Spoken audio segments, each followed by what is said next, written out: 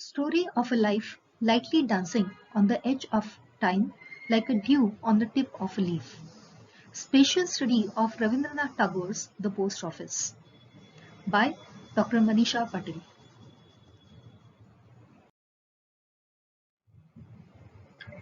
Displacement, perhaps more than a homely rootedness in place, underscores the critical importance of spatial relations in our attempts to interpret and change the world.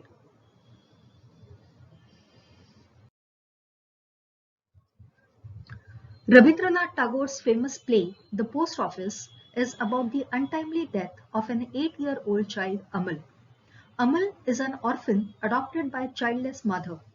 However, Amal's terminal illness has aggrieved mother so much that he is ready to do whatever he can to save the child. So, as per the advice of village doctor, he confines Amal to a small room in the house, forbidding him from going out to protect him from the harsh weather. This solitary confinement is equally harsh for Amal, who tries to ease it through befriending the passers-by on the street seen through his window. His major part of the day is spent in talking to them, and rest of the time he daydreams about various things he comes to know from them. His friends include the dairyman, the watchman, the flower seller Sudha, Gaffer, who disguises himself as a fakir, and a group of village boys who pass his window on their way. From the watchman, Amal comes to know about the new post office across the street and starts hallucinating about being a postman and also receiving a letter from the king. Amal says, "It isn't sad.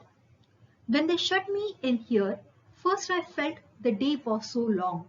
Since the king's post office, I like it more and more being indoors. And as I think I shall get a letter one day, I feel quite happy, and then I don't mind being quiet and alone. I wonder if I shall make out what shall be there in the king's letter."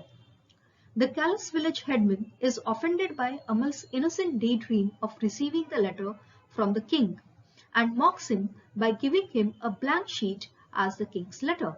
He reads out the non-existent words in the letter. The king says, "I am calling on you shortly. You had better arrange puffed rice offering for me. Palace fare is quite tasteless to me now.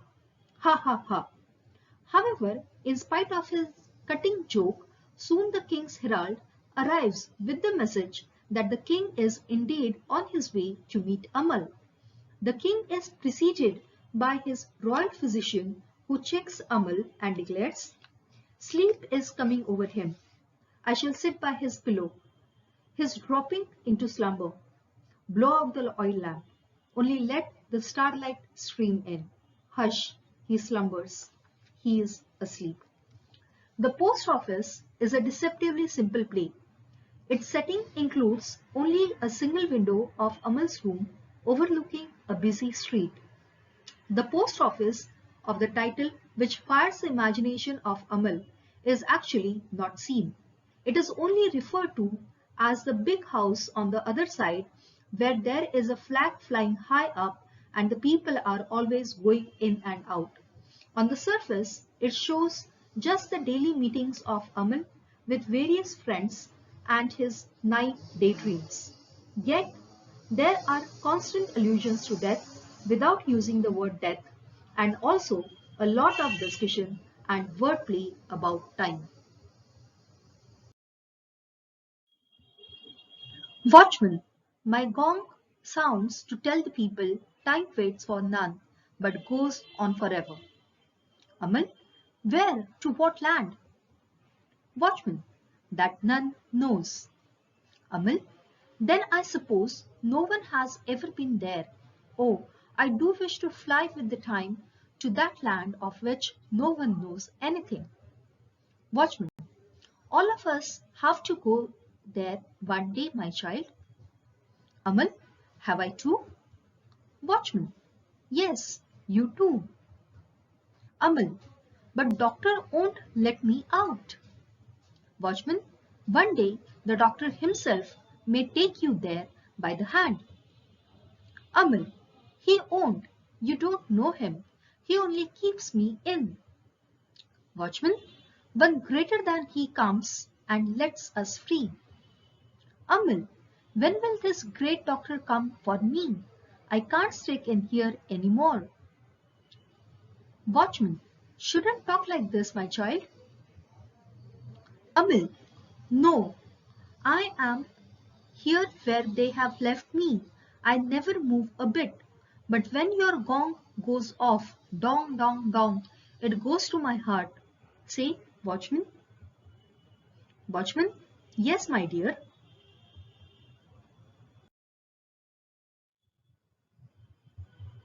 In his Poetics of Space, Gaston Bachelard introduces his concept of topo-analysis, which he defines as the systematic psychological study of the sites of our intimate lives. For him, house is the most intimate of spaces, which protects the daydreamer. And so, to understand the soul, one must understand the house.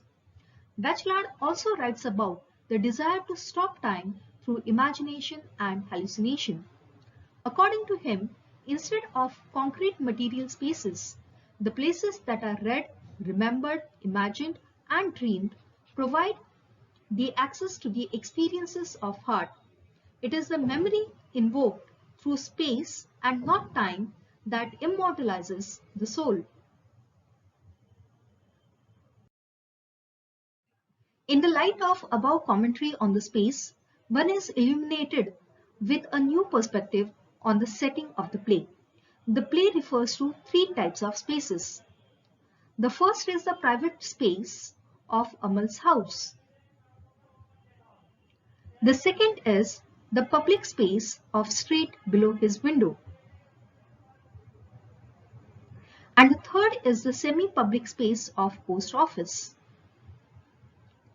As the levels of privacy vary in these three spaces, the body-space relations unravel the power structures that hold them. In the private space, which is intimate and also practical, individual and familiar activities take place. In the public space, communal and citizen life happens. And in the semi-public sphere, which Mark Ogg defines as the non-place, more specific events happen as the activity of sending and receiving letters in the present case.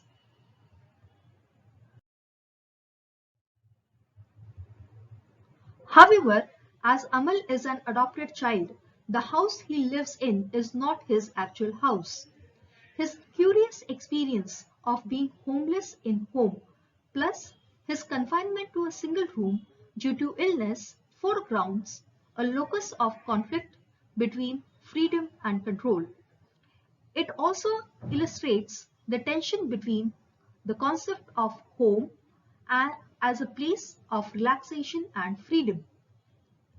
Thus, for Amal, home appears to be a space of confinement, a prison, and wilderness stands for the dwelling of soul.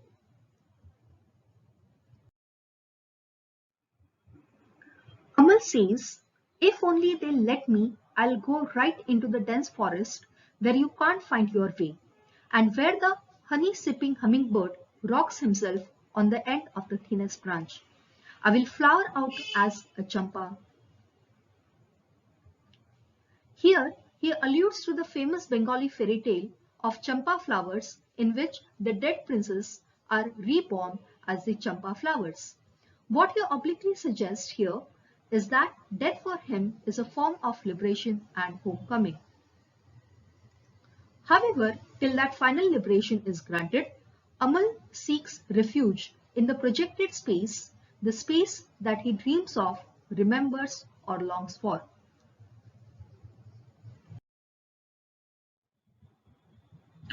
Significantly, these projected spaces are invoked in the public space of street during his interactions with the strangers whom he gradually befriends and with whom he forms more intimate ties than his foster parents who, though caring, appear to be distant from his consciousness.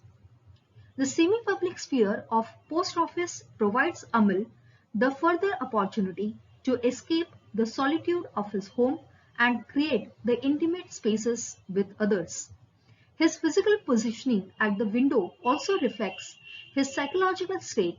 His curious perceiving eyes are indeed his windows on the world. Martina Low states, in perceiving through our bodies, we form synthesis in our everyday activities as a means of linking together a great multiplicity of objects to form spaces. In so doing, the body lives a noteworthy double existence. It is not only the medium of perception, but is itself a placed object. As such, it is staged, styled, generalized, permeated by ethnic constructions, thus becoming a highly precarious building block of spaces. Through his interactions with the various passers-by on the street, Amal gets the glimpses of the life beyond his sight, which he further vividly colors with his lively imagination. Like the post office of the title, there are many other places in the play which are not seen but alluded to and as such play a vital role in Amal's life. For instance, that faraway hill seen from Amal's window, Dairyman's village on the river Shamli at the foot of Panchamura hills, under some very old big trees just by the side of the red road, where one can see on the slope of the hill cattle grazing and women with red saris fill their pitchers from the river and carry them on their heads. The dense forest where you can't find your way and where the honey-sipping hummingbird rocks himself on the end of the thinnest branch. The Isle of Parrots, which is a land of wonders, its haunt of birds. There's no man and they never speak nor walk, they simply sing and they fly.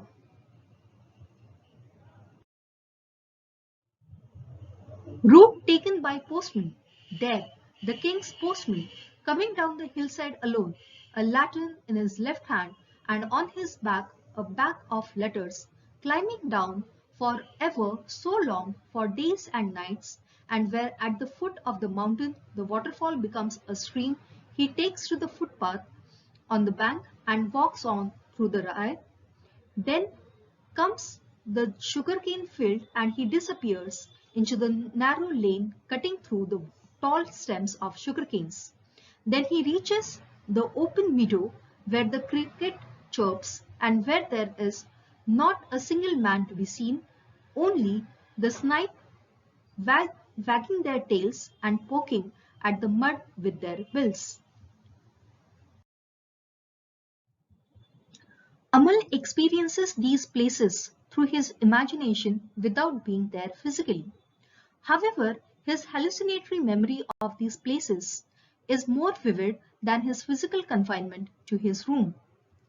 These various hallucinated spaces fill up the vast void of time in his mind. Thus, unlike the popular notion of the duality of space and time, in Amal's mind, space and time converge together to create the non-dualism of existence. W.J.T. Michel writes, we cannot experience a special form except in time. We cannot talk about our temporal existence without invoking spatial measures. Instead of viewing space and time as antithetical modalities, we ought to treat them as one of complex interaction, independence, and interdependence. Michel also compares time and space in a narrative to soul and body respectively to emphasize the role of space in experiencing a narrative. Space is the body of time, the form or image that gives us an intuition of something that is not directly perceptible, but which permeates all that we apprehend.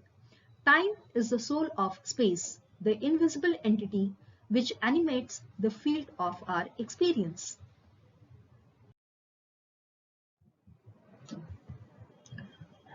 Amal's mind intuitively comprehends this convergence of time and space.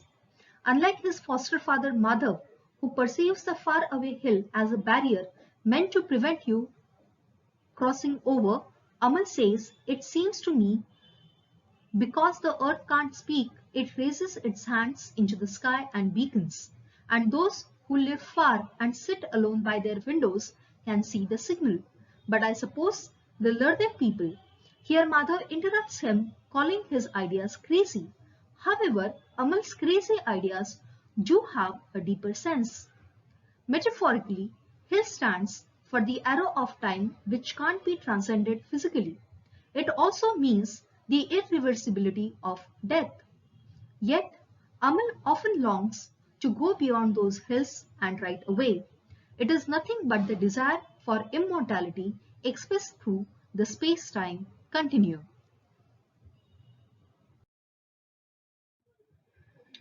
Time is a creation of consciousness through the awareness of space.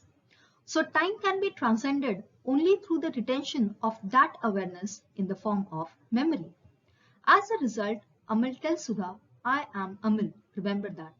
And the play ends with Sudha saying, "Tell him Sudha has not forgotten him." The implication is that Sudha will tell others the story of Amal and give them an opportunity to get a sense of the world which Amal has lived through, mapping the spaces encountered or imagined in his experience. Sudha lends Amal a space in her mind and thereby immortalizes him. Ruth Rollin uses the term frames for fictional places and locations, which provide a topological determination to events and states in a story.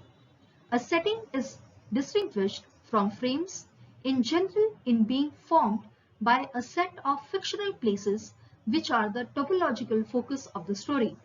A setting is the zero point where actual story events and story states are localized. She goes on to define generalized space as the space having ambivalent degree of immediacy.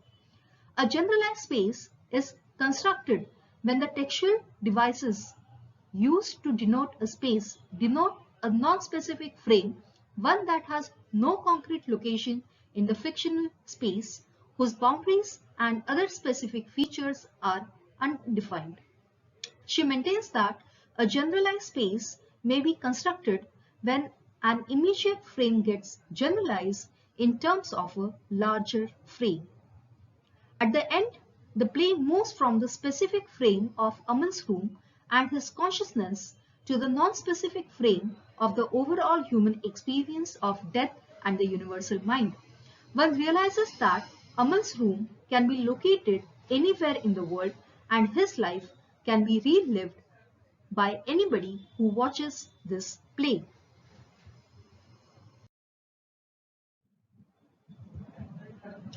Unlike a literary narrative, a play in performance has its own literal space called the theatre space. Lloyd Jones, in his essay Understanding Theatre Space, lists its various components. Dramatic space, an abstract space of the imagination. For example, a fictionalization. Stage space, literally the physical space of the stage on which the actors move. Gestural space, created by the actors and their movements. Theatre space, the area occupied by the audience and the actors during the course of a performance and which is characterized by the theatrical relationship fostered between the two. The theatre space is a product of the interplay among other three types of spaces. According to Edward Hall, the proxemics of theatre space comprises of fixed feature space, semi-fixed feature space, informal space.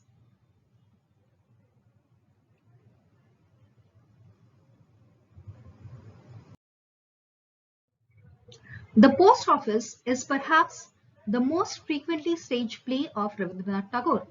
Across India, it is translated in various languages and performed using diverse presentation styles.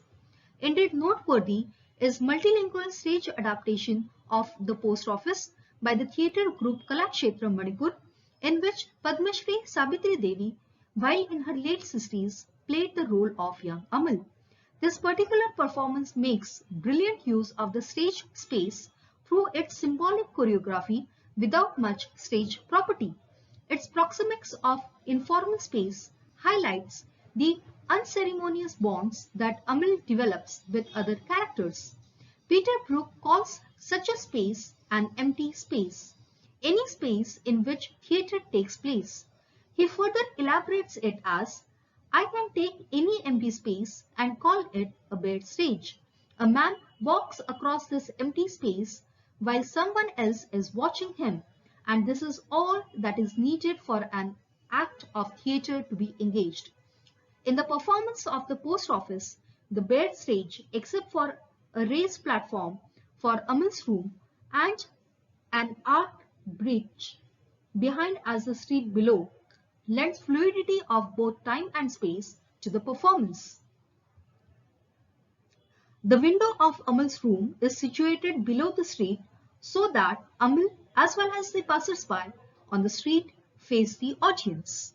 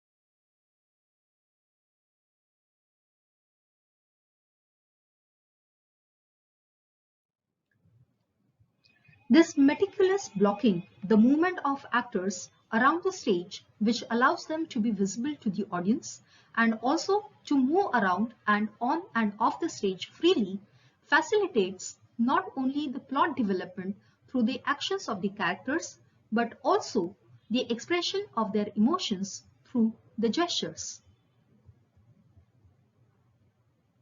The stylized gestures of actors and especially splendid facial expressions of Savitri Devi personifying the innocence of Amal are enhanced through the application of Manipuri dance forms and languages of the Northeast.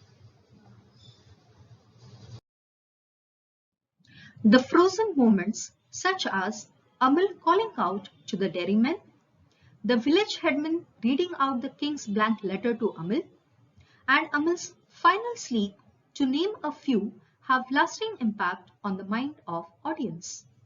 Accordingly, the projected spaces of Amal's imagination incarnate themselves in front of the eyes of the audiences. The holistic impression created upon audience by the amalgamation of dramatic space, stage space, and gestural space into the theatre space of the entire performance dissolves dualities of not only time and space, but also male and female, young and old, real and imaginary, and finally, alive and dead.